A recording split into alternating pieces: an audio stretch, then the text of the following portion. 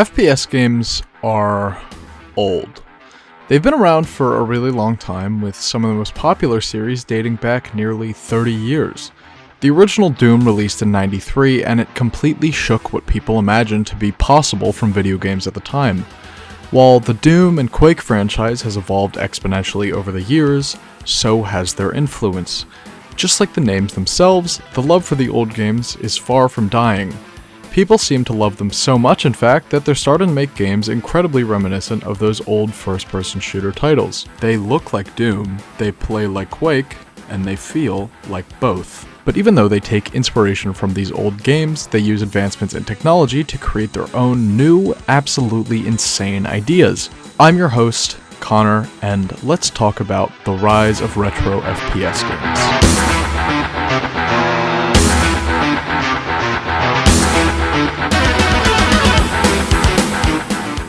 Before the first Doom game, nobody cared about the FPS genre. Most gamers didn't even really consider what an FPS was. Doom showed people the power of video games. Compared to modern games, it might sound crazy, but this was the most immersive thing anybody had experienced in gaming at the time. You were in control, and you were looking through the character's eyes. It was like you were holding the weapons, killing demons in such a visceral, violent way. Doom set the precedent for what first-person shooters should be. This exact thing is the reason why Doom clone is an actual genre nowadays. Many game studios didn't dare to innovate. Very few FPS games were made that changed the landscape, until Halo in 2001. From 1993 to 2001, just about every first-person shooter released was Doom. It might have looked a little different, but most games were Doom. Again, hence the genre Doom clone. The only one in this period of time that was not Doom was Quake, which you could argue was the very first steps of the movement shooter subgenre. Fast forward a bit to the release of Halo. Halo 1 is still, to this day, one of the most revolutionary moments in video games, driving more console sales than almost any single video game in history. Do not quote me on that.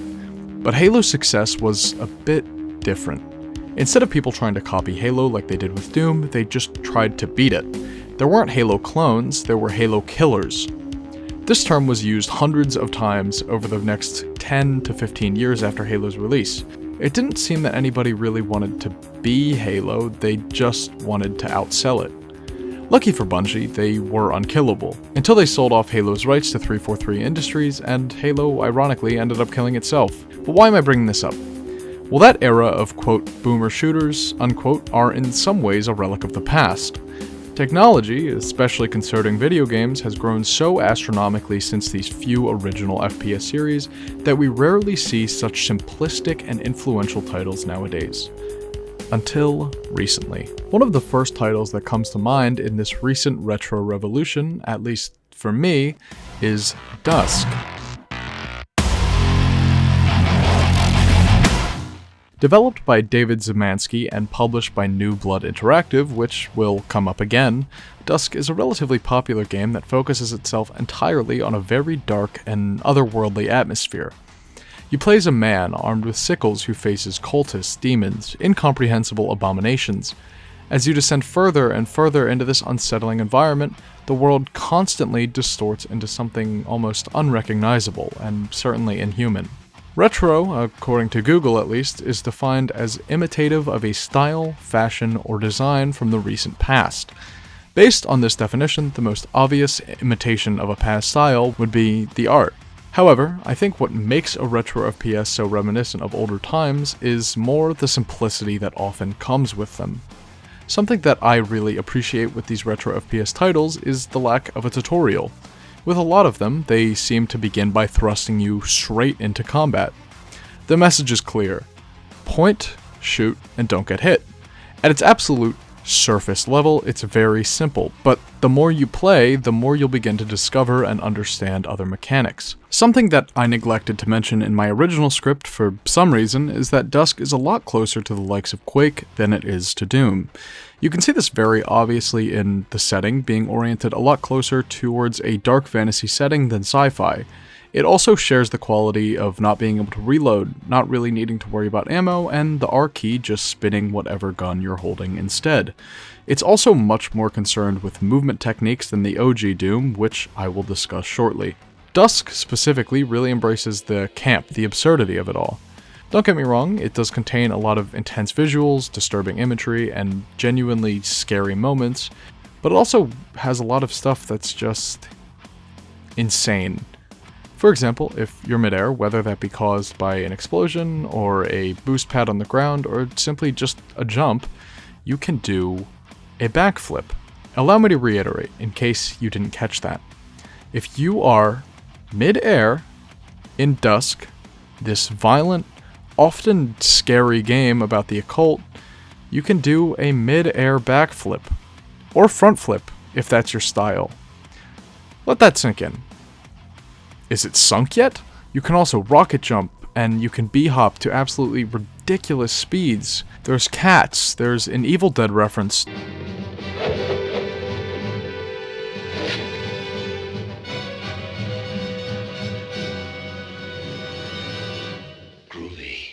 For some reason.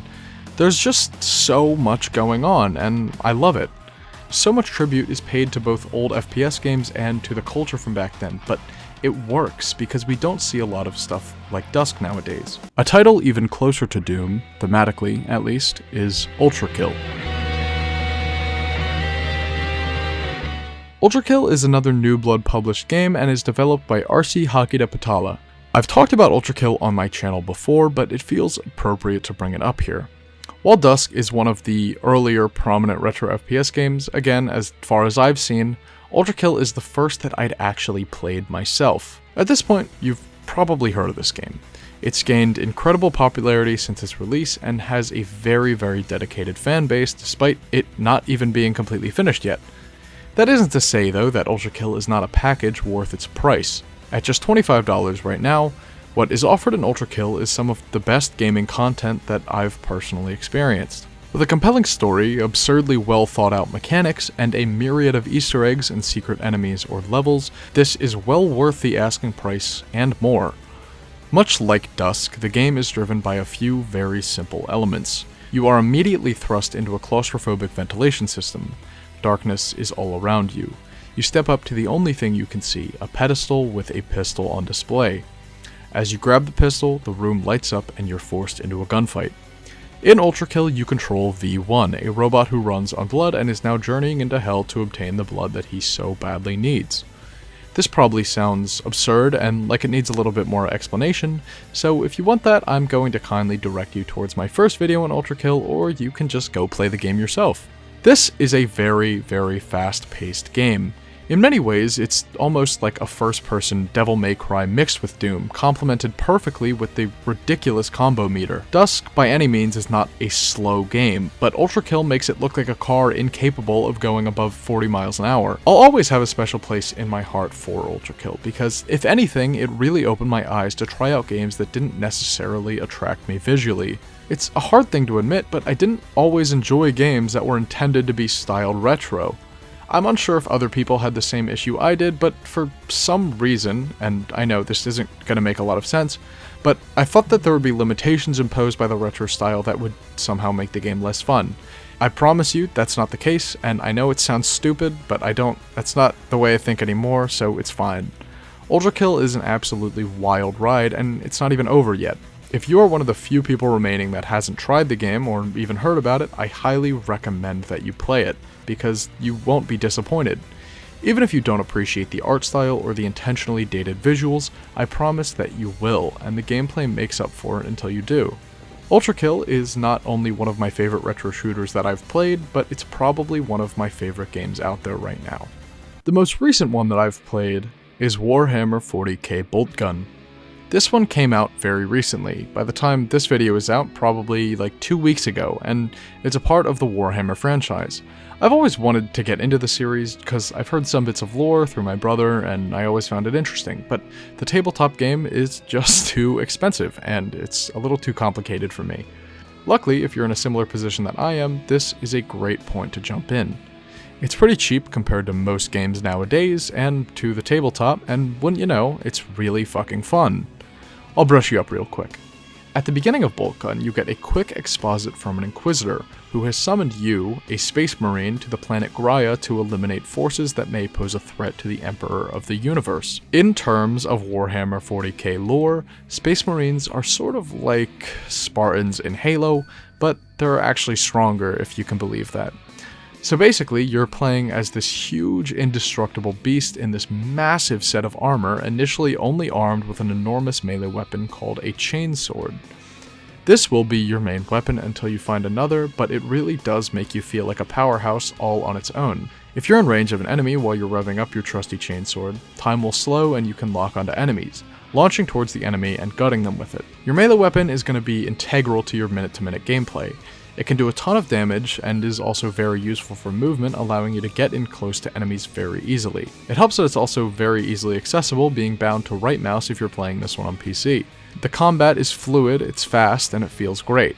I can guarantee that you're going to appreciate the story and the soundtrack and the visuals, but I don't feel the need to comment on the quality of any of that, because all you'll be doing here is killing, and that's not a bad thing by any stretch of imagination, because it's just plain fun. In true spirit of the old games it's channeling, Warhammer 40k Bolt Gun is incredibly simplistic. Like Dusk and Ultrakill, there are no skill trees. There's no dedicated upgrades as far as stats or anything, but all the upgrades you're meant to obtain are going to be found as secrets in the form of new weapons or power-ups inside of the levels. Since you are controlling such an unstoppable force, this game is going to throw hundreds of enemies at you. By the time you finish a room, you're going to look around and see nothing but carnage. Blood on the walls, the floors, the ceiling, everywhere, all in its beautiful 90s inspired art style. But why are there so many of these nowadays? There's a few reasons, I think. As far as I'm concerned, I feel like a lot of people miss the undeniable simplicity of older FPS games like Doom, Quake, and Halo. Maybe the stories or characters had some complexity, but the gameplay was always very simple. I could be wrong, but I know I missed that simplicity. It lets me turn my brain off and just shoot shit. I think a large part of it is also that the people who grew up on some of the first shooters are now some of the people who are making games, and I think that they also want to bring back the utter rawness of those old titles. And, well, it could have something to do with the fact that they sell. And that was the video. I truly hope you all enjoyed it, and I'm glad you made it this far, because I guess that means you liked it a little bit, at least. If you did enjoy the video, please let me know in the comments, because it does actually help me out, and I'd also love if you were to subscribe or like the video as well, because, again, they all help me out a ton. With that being said, thank you for watching, and I'll catch you in the next one. Let me give you my love, take me to church, I was